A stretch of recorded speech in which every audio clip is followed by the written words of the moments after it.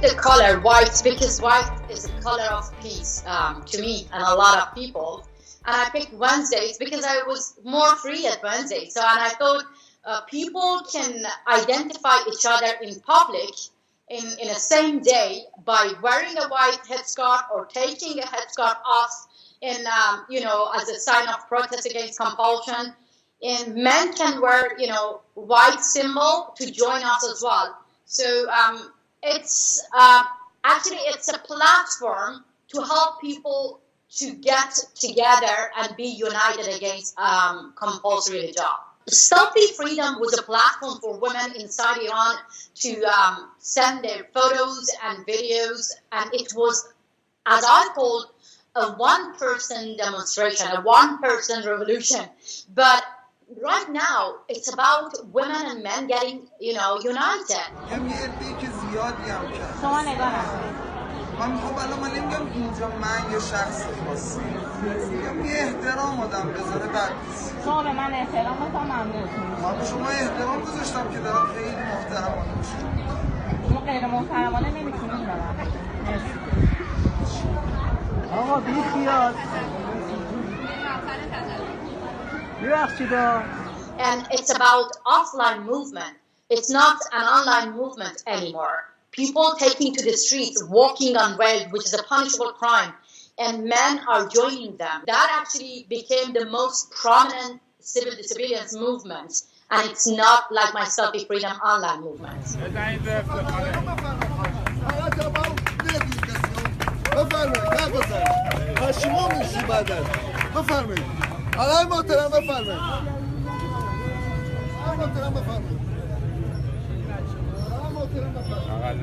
شبیه میداد دیده میشه میخوام برم میاد پایین اوه قشنگ کجا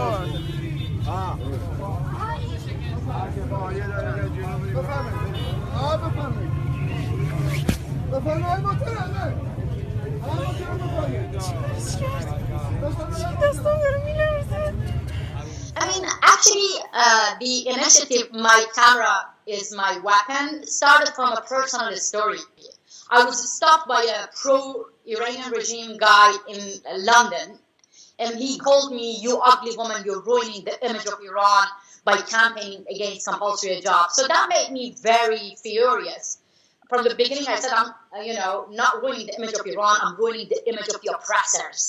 And he was not convinced. So I took my camera and I ran after him and I said, "You called me ugly." And then I thought, look, this camera helped me to win the battle. So I shared the story online on my Instagram and I asked women that, anytime when you're being harassed by a man or morality police, just use your camera because they cannot, violence against you while you're filming them. That is how the new initiative, My Camera is My Weapon, started in Iran, and now women are walking on ways, filming any harassment and getting, more empowered by sharing their videos.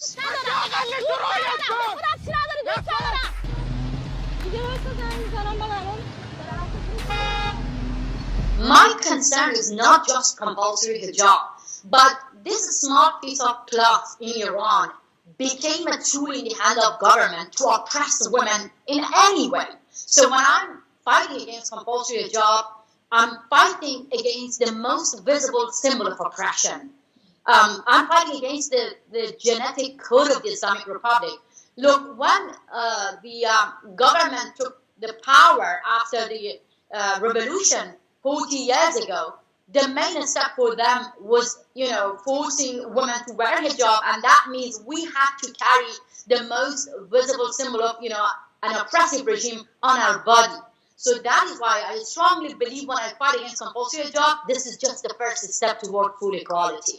For the Islamic Republic of Iran, hijab is very important because they want to show the rest of the world that this is the Islamic country. And they want to control the whole society through women, and hijab would help them. That is why they spend, millions and millions money inside Iran to control, Iranian women and keep compulsory hijab. It's a main pillar of the Islamic Republic And that is why women are very fed up with any kind of religion interference in their lives, in their personal decision. I never believe in any elections in Iran. When a woman cannot choose what she wants to wear, how you can claim that this woman is free to choose a president? So that is why we don't have a real democracy in Iran when women are not free to choose their own lifestyle, to choose their dress code. First, when I started my campaign, the authorities denied us. And then they started to mock us, make joke about us, fun about us. And then they attacked us. For instance, in Iranian state television, they claimed that Masih Alinejad was raped by 3 men in London while she was undressing herself. It was a big lie. But in their mindset, if a woman being raped, it's her fault. So they tried to discredit me in their mindset. And then they started to make a lot of show about us on Iranian television, saying that we are paid by Western government, we are corrupted women. They call us whore, prostitute, and they label us in any way.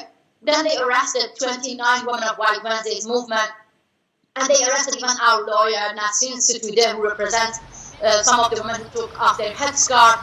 And I myself received a death threat outside Iran. A well-known Basiji said that I'm going to butcher you.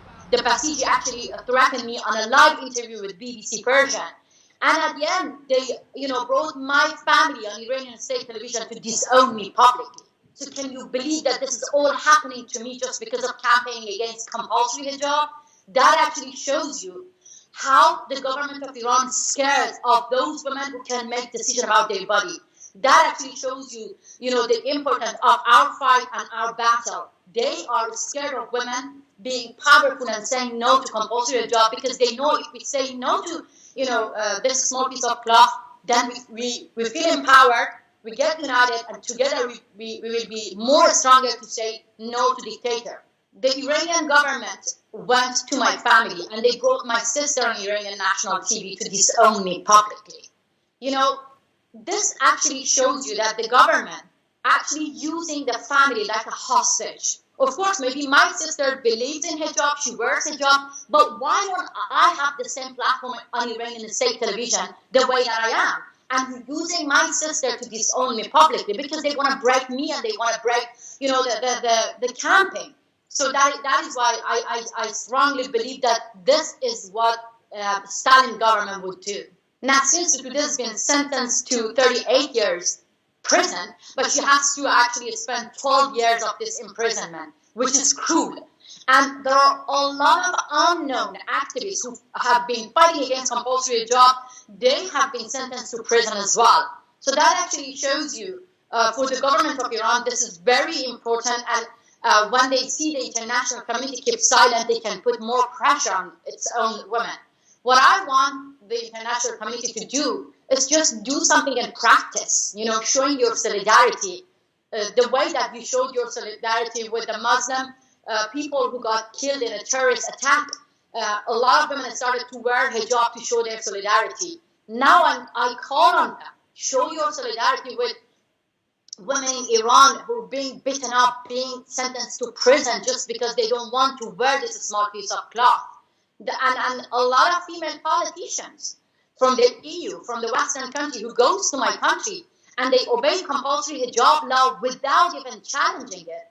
That actually empowers the government of Iran to put more pressure on its own women. A lot of Western feminists are very concerned to criticize compulsory hijab because they are worried being labeled of Islamophobic. And I want to make it clear, supporting freedom of choice, supporting your sisters in Iran and Saudi Arabia who are getting, in prison and being punished just because they don't want to wear hijab, that doesn't make you Islamophobic. This restrictive laws actually causing Islamophobia. A woman being lashes for taking off her hijab, a woman being sentenced to prison for taking off her hijab, a woman being kicked out from school, from her job. You're not allowed to get an education. You're not allowed to live in your own country just because you don't want to wear hijab. That causes Islamophobia, not us fighting against restrictive laws, not you supporting your sister's battle in the Middle East.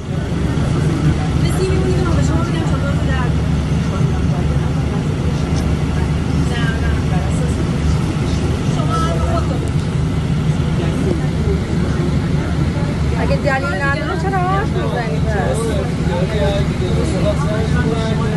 بسه بابا زندگی همه رو خراب کردی دیگه بسه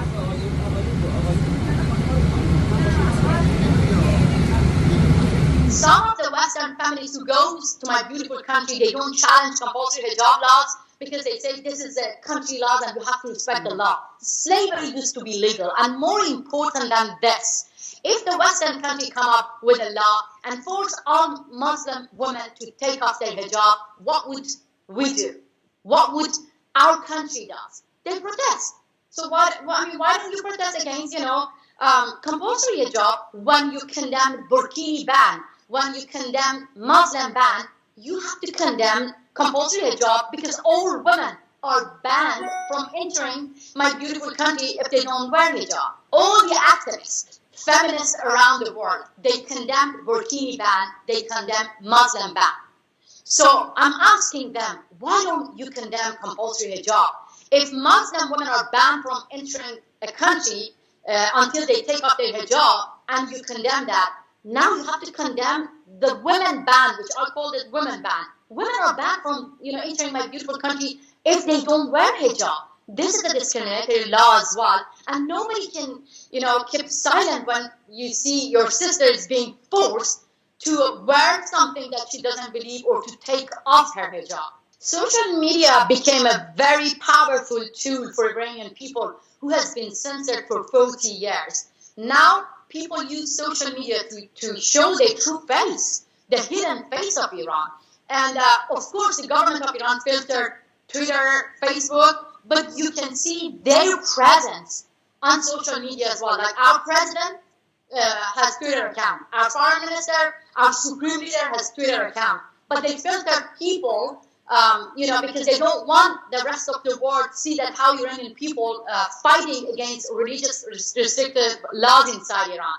I have to tell you, like, one of the women sent me a video of herself fighting morality police and saying loud that this is my body and I'm not letting you to choose decision about my body.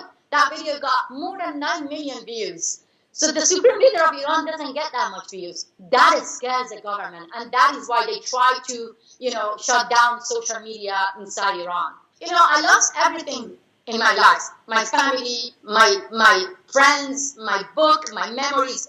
I left everything back home in Iran, but I'm not going to lose hope. I think future is bright when I see these brave women, these fearless women. One of the women of my campaign who got arrested, and I was feeling guilty here, sitting in America and feeling like I'm safe here, and she got arrested. As soon as she got free from prison, she sent me another video of herself taking off her headscarf in front of prison and said to me that, Masih published that video. I want to show the rest of the world that by arresting us, by threatening us, they cannot keep us silent. So I strongly believe that these people can bring change within the society. I really think that we, the women, the only way that we can win the battle against discrimination is to be united.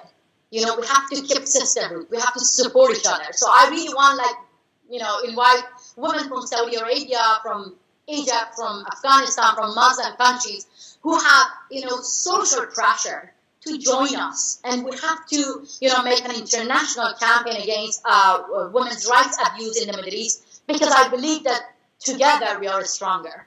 In particular, I really want the female politicians from EU support us by taking off their hijab when they visit our government. Some people might say this is too much to ask. No, if the EU invites our female politician and ask them to take off their hijab, they would resist. So I want them to resist in the same way. Our government goes to any Western country, the first thing that they ask is remove alcohol beverages from any official dinner. Why? Because they stand up for Islamic values. I want Western government to stand up for universal values as well, to stand up for our values. Don't accept any discriminatory laws. and don't keep silent. This is what I want.